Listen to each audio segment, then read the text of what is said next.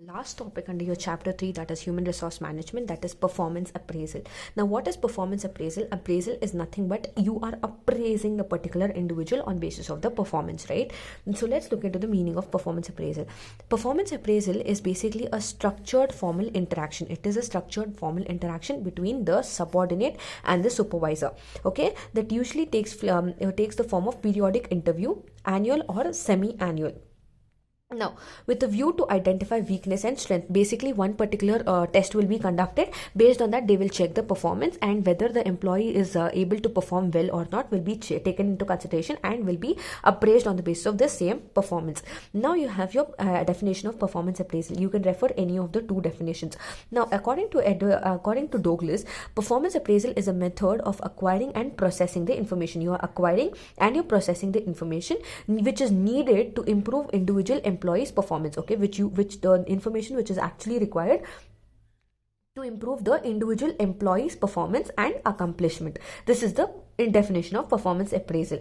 Next, you have your nature of performance appraisal. Nature of performance appraisal, first one is promotion. If the employee is actually performing well, and if the employer feels that the employee needs to give needs to be recognized and given promotion, he will be promoted if he is working well. That is, efficient employees will be promoted. But if the employee is not working well, and if the employee is not efficient, if he is inefficient, he will be demoted in the sense he can be either removed from the job or he will be promoted to a lower position. Okay, if he's working well, he'll be given a higher position. If he's working bad, he might be removed or he will stay in the same position. The next one is compensation. Compensation is basically if the employee is actually working well, then the performance appraisal, that the package of the employee's salary will increase. Okay, salary will increase by a certain percentage, which will include a bonus, which will include incentives, benefits, okay, which will include various other benefits based on the employee's performance. Next is employee development. Employee development is basically the employee, if he's working well, then the employee will be appraised in order to join the higher position, as well as he will be given various training and development activities, and also this will help in framing his future developments. Next is selection validation. Selection validation is nothing but you are validating the employee, wherein the supervisors to understand the validity and importance of the selection procedure. Okay, here what happens is the supervisors come to know the validity and thereby the strengths and weaknesses of the selection procedure, how effective is the selection procedure is. Next is motivation. In order to enhance the performance of the employees, in order to make sure that the performance and in order to improve the efficiency of a particular person, the employer must be continuously motivating the employee in order to achieve the objectives, as well as to enhance and also to perform well in the future. Okay, next is the objectives of performance appraisal. Next is the objectives of performance appraisal. Now, once you've conducted a performance appraisal, you need to give them feedback. The employer needs to give the employee the feedback whether the employer has performed well, whether the employee has performed well or not, and where he has to improve, and what are the strengths and weaknesses should be told. To improve the communication between the superior and subordinate, okay, to enhance the relationship between the employer and employee. Then to clarify expectations, that is clearly tell what are the roles, and the employer should tell what is the roles, responsibilities, etc. of the employees, and whatever the employees and also what expectations the employee can have towards the organization, and the employer must also be told. Then next one is to allocate rewards. Allocate rewards is nothing but whatever based on the various promotion as to if they are performing effectively, and if they are performing in a very well manner, then they will be rewarded as promotions, bonuses, etc. Okay, so these are the objectives. Next is need for performance appraisal. Why is there actual need for performance appraisal? Is because the performance appraisal will provide for information about the performance rank, that will help you in salary fixation, whether confirmation of job, promotion, transfer. Well, see, when you are able to evaluate the performance of the employee, you will also know what is the amount of what kind of job the employee needs to be given, how much salary he needs to be given, whether he has to be given extra bonuses, rewards, etc. Then also it provides for information to employees, okay, to employees on their work efficiency, and suggest changes in their behavior, attitudes, and knowledges. Then performance appraisal also improves the the employee's job performance and also their clarification of duties towards the job. What is the kind of job they have to do, if they have any sorts of doubts there, that will be cleared, etc. Then provides feedback of information. In case based on their performance, they will be given feedback as to where they have to improve. Then it will also helps in diagnosing the deficiency of the employee. Then performance appraisal will also, it helps in promoting effective utilization of manpower, etc. It also helps in preventing any sorts of grievances and increases in analytical ability of the supervisors. Okay, next is your characteristics of performance appraisal. The characteristics of performance appraisal, basically here it is a very systematic process. It is a stepwise process. Your performance appraisal is a stepwise process, and also it will help you in evaluating your employee strengths and weaknesses. Okay, it provides for objective description of the employee's job. Then it tries to find out how well the employee is performing.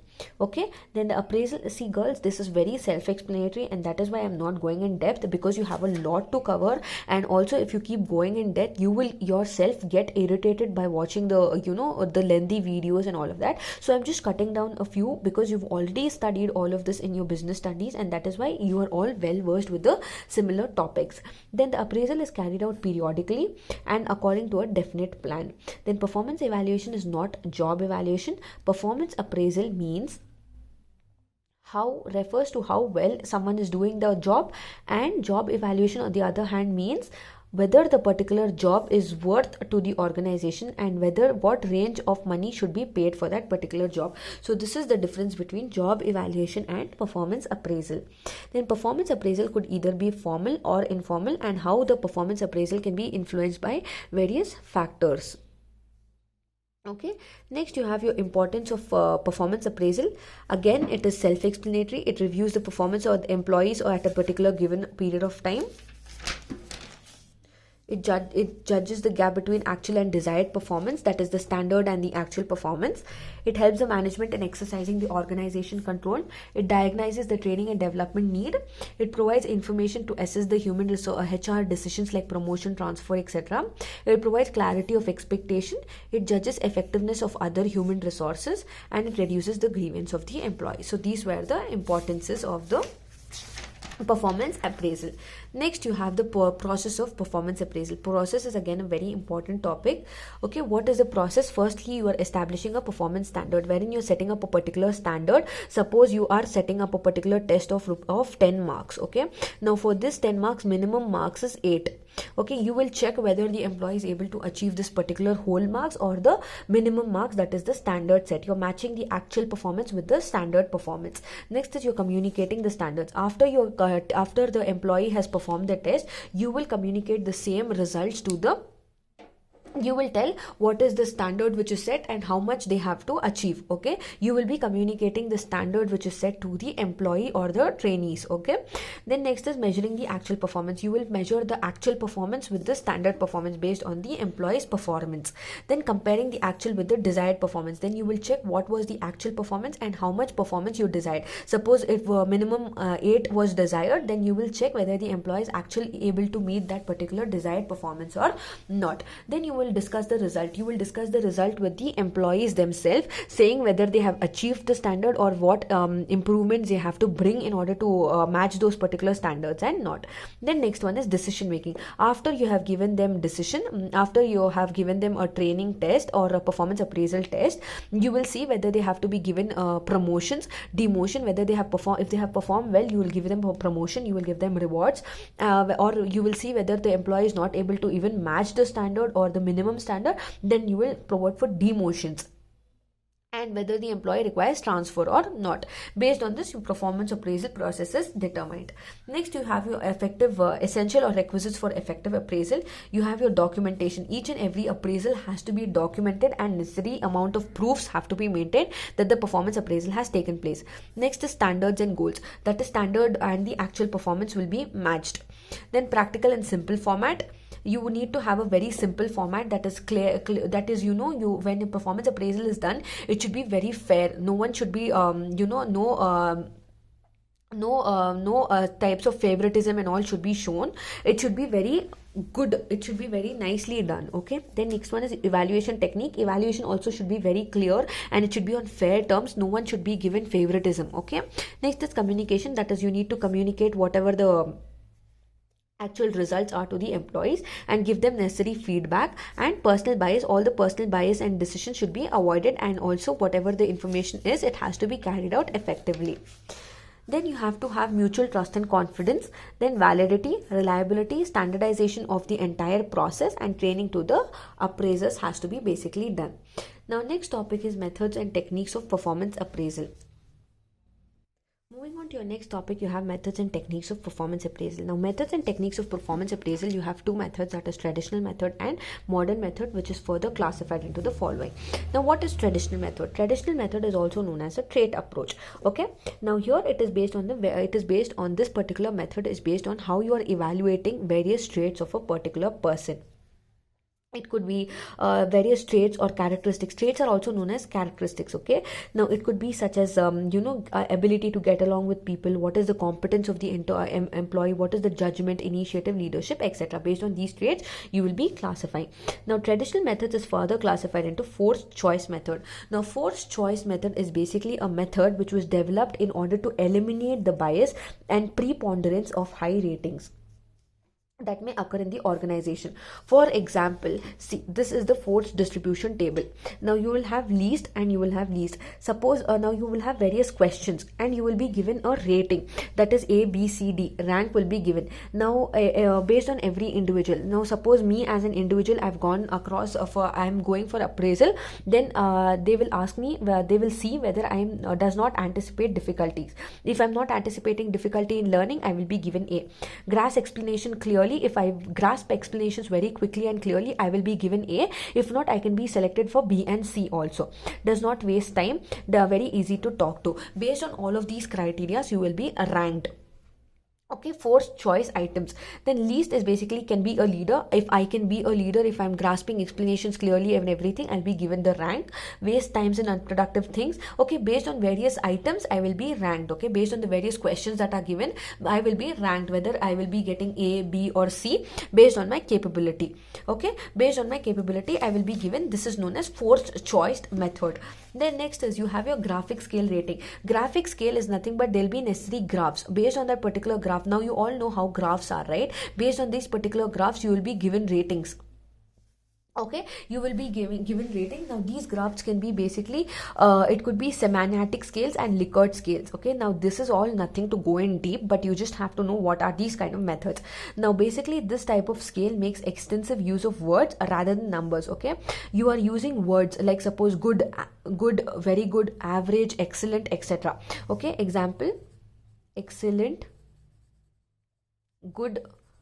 Okay, based on this you will be selecting and you will be rating them. Likert scale is basically, it could basically this is 0, it could be +1, +2, okay, or -1, -2, whether the individual is going in the positive terms or in a negative terms. Out of 5 if you have to rank, how will you rank? Okay, Likert scale is basically you're going in an instrumental scale of numbers. Okay, you are going in instrumental scale of numbers in order to produce a total score. Here you're going in form of excellent, good, average, etc. The next one is comparative evaluation approach. Comparative evaluation approach is nothing but wherein you're comparing one worker's performance along with the other worker's performance. Okay, now comparative again is conducted. These kind of approaches are usually conducted by the supervisors, and based on that you are ranked. Okay, that is promotion, organizational rewards, etc. are given.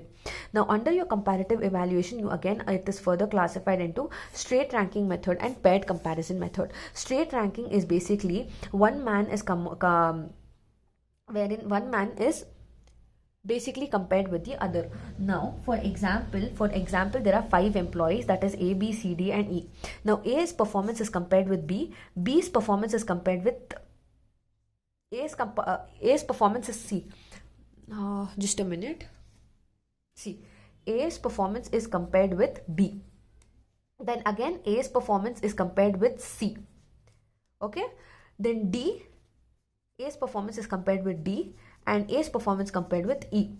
Then again, these following performances is compared with each other, and based on that, the ranks are allotted. Then again, B's performance is compared with C, C's performance with D, D's performance with B, then again C's performance with A. All of these again, one by one, they are comparing each other's performance. They are comparing one employee's performance with the other employee's performance, and based on that, they are giving ranks and rewards. Next one is paired comparison. Paired comparison is basically, for example, if there are again 5 employees, A is first compared with B. Then one decision is made whether A is better or B is better. Then whoever is better, you will select. Suppose if A is better, then A will be selected. Then again A will be compared with C. Then they will see whether A is better or C is better. Suppose if again A is better, then again A will be compared with D. Then in A and D, again they will see whether A is better or D is better. If D is better, then D will be compared with E. So similarly, you are pairing and comparing. The next one is grading method. Okay, grading method is nothing but you will be given grades, like how we saw excellent, very good, satisfactory, based on this particular. Suppose if for example you will have A, B, C as your employees, you will be having various ranks like good, excellent, etc. Whether the employee is good, excellent, you will just have to give grades as per that. Now where the disadvantage is basically it is subjective, and also there is no input, and also it is not very nice to grade the employees based on the efforts. Okay, the next one is you have your forced distribution method. Forced distribution method is basically here the evaluator will rank the subordinates, okay, under your forced distribution method. For example, what happens is basically here forced distribution is in the form of percentages. Okay, it could be average. You will have various percentages for average, below average, outstanding. Okay, all of this based on that percentages will be given to the employees. Okay, it could be, suppose if employee A, just a minute, let us just see if there is any example which is given for you to understand effectively. Okay, forced distribution is, suppose the employee is good working, good, the distribution could be 10% to 20%. okay, within this particular percentages they will give you the rank. Then excellent, okay, it could be 20 to 30. okay, within this particular percentages they are forcefully distributing the percentages. It is very simple. okay, that is forced distribution method. Next is checklist method. Checklist method is nothing but again the various sentences will be given, and yes no as an option will be given. Is the employee really interested in work assigned? Yes or no. Based on whoever the employee is, you will have to select the necessary thing, and you will have to grade them and appraise them. Next is critical incident method. Critical incident method is nothing but based on a particular event. Okay, now suppose based on a particular event, if the employee, how they will see as to how effectively the employee is participating, and how effectively the employee is able to give solutions to the particular problems based on that particular instances and their work behavior. Employee will be evaluated. Suppose if any sales situation is given, for example any sales situation is given, and if the employee is actually able to work well, if the employee is able to make good sales and good number of profit, then the employee will be given a high appraisal rank. okay, there again there are many advantages as well as disadvantages. Next is free essay method. Free essay method is nothing but you have to write an essay, you have to express your strong and weak points, and you will have to give a draft, and based on that free essay method, based on how you are writing the particular essay, you will be evaluated and you will be ranked accordingly. The next one is group appraisal. Nothing to go in depth, just know the meaning of whatever these are. okay, this is not required to be gone in depth. Group appraisal. Group appraisal is nothing but you will have a group of 2 people or 3 people or 4 people or 5 people. Based on how your group is performing, you will be ranked and you will be appraised. okay, that particular group will be performance will be checked and appraised. Field review is nothing but it is a practical kind of method wherein you will be performing in a particular field, wherein a particular instance will be given to you, and based on that they will see whether your performance is outstanding, satisfactory or unsatisfactory or what. On that they will be giving you ranks and you will be appraised. Nominations. Nomination is basically the employer will identify whether they are a good work, whether they have to be promoted or whether they have to be demoted, whether they have to be given whether they have to be given rewards, incentives, etc. Then work sample test. Work sample test is nothing but in this method employees are given from time to time work related tests which are then evaluated, like how you have your midterm test, first round test, second round test, based on how you're studying, is just a work related test. Next is confidential reports. Confidential reports is nothing but you will have various confidential reports, and how you are going to write these reports, okay, how you are going to present these reports will also be a medium for you to be given a rank for your appraisal. If you know, under your traditional method, you just have to know 10 methods. Under traditional method you need to know 10 points, or you can even remember your 13 points, okay. If suppose it is asked for 10 markers or 12 markers based on your paper pattern, you can write 5, 6, 8, or you can write all the above, and you only have to explain a 10, and you can, it's up to you what method you want to explain and give explanation for. You just have to know what is that, and this is the very most important topic. Then next is you have your modern methods of performance appraisal. And your modern methods of performance appraisal, you have your assessment center. In your assessment center, it is basically one particular center of location will be there, wherein all the managers are going to come together, and they are going to participate in various activities which are related to jobs, and they are going to observe each and every employee based on their various skills, that is communication, okay, how they are able to organize, whether they have good confidence, how they are able to resist stress, mental awareness, etc. Based on this they are going to assess, and based on this they are going to appraise them. Next is human resource accounting. Human resource, as we all know, is the most important and valuable asset of the organization. Then they will see how good they are, how well they are able to account their human resource, whether they are good and competent, whether they have taken into consideration training and development very seriously, and whether they are actually good in performing well or not. Okay, then behaviorally anchored rating scale. BARS is nothing but behaviorally anchored rating scale. Based on their behavior, they are given a rating. Suppose suppose it could be ratings like 1 to 10 or 1 to 10 to 20, etc. Based on their behavior, okay, good, excellent, etc. They will be given ranks. Then next is management by objective. Management by objective, all these can be asked for 2 marks, okay, all this can be asked for 2 marks. Then behavior management by objective. Management by objective is nothing but wherein a management is setting a particular goal, and they are seeing whether the employee can work towards a particular goal and achieve this particular goal or not, based on which they will be providing feedback to the employees and how they have to achieve the goal. Now management by objective is nothing but setting organizational goals, setting department goals, defining expected results, performance review, and provide feedback how their employees are setting goals, how their employees are able to achieve these objectives. And this is a very important topic, a very important topic, okay. This is a very important topic. It can even be asked for a long answer. Now how you're going to set goals and how you're going to achieve the goals is the management by objective. Next, basically this was first given, this concept of management by objective was given by Peter Drucker in 1954, and it was being defined as a process wherein the employees and superiors come together to identify a common goal, and the employees set their goals to achieve the standard to be taken and the criteria. Basically they're matching the standard performance with the actual performance, okay, and how they are all working towards achievement of a single objective and a single goal. Then you have your features of management by objective. The features of management by objectives, basically there you will have clarity of goals, okay, clear, motivating, okay, it will act like a link between organization goals and performance goal. Then goals or standards are set. Then you will have motivation, you will have better communication and coordination. These are the features. Then you have various advantages as well as disadvantages. Next you have your advantages. Now advantages is basically, again, it is for you all to just go through the advantages. Now basically this particular approach will help you in overcoming various problems that are arising out of your assumptions and all of that, and it will also help you in and it also helps you in meeting your objectives which are set, and also it basically helps you in achieving the result. Recognizes the fact that it is difficult to neatly dissect and all the complex elements, and also it will help you in advocating claim the performance of employees which cannot be broken up into various constituent parts, okay. So this is just to refer through, and just you can all write your own advantages and disadvantages summarizing in your own points. And you have your disadvantages also, because it becomes very difficult for you all to remember lots of points, so you can just summarize your answers and write it in your own words, but make sure you're writing to the point, okay. Next is disadvantages.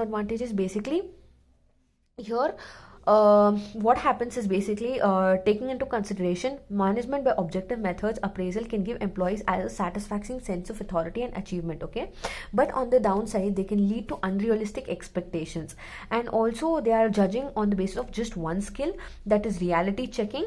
Then they are not taking into consideration all the characteristics and trait. They're judging only on one basis, so it becomes a kind of disadvantages, and also there is loss of clarity. So this was management by objective. Next you have 360-degree performance appraisal. 360-degree appraisal again is classified into self appraisal, superior appraisal, subordinate, and peer appraisal. Self appraisal is nothing but wherein employee themselves are given a chance to look what are their strengths and weaknesses and to judge their own performances. Okay, then superior appraisal is basically one of the traditional methods wherein the superior will see the performance of the employees, and they will check whether they are able, what are their communication ability, motivational ability, and based on various abilities they will appraise them. Peer appraisal is also known as internal customers. Okay, peer appraisal is also known as internal customers. Correct feedback by peers can be helped to find out the employees' abilities to work in the team and sensitivity towards the team. This peer appraisal is also known as internal customers, wherein the employees are given a chance to appraise themselves. Okay, self assessment is basically, it is a 360-degree appraisal wherein you can 360-degree see how you're involving yourself in the various activities of the organization and how you are considering a credible and appraise yourself. Okay, 360-degree appraisal is basically overall appraisal of the employee. Okay, for example, you can write what are the organizations who follow all of this, that is Wipro, Infosys, Reliance Industries, etc.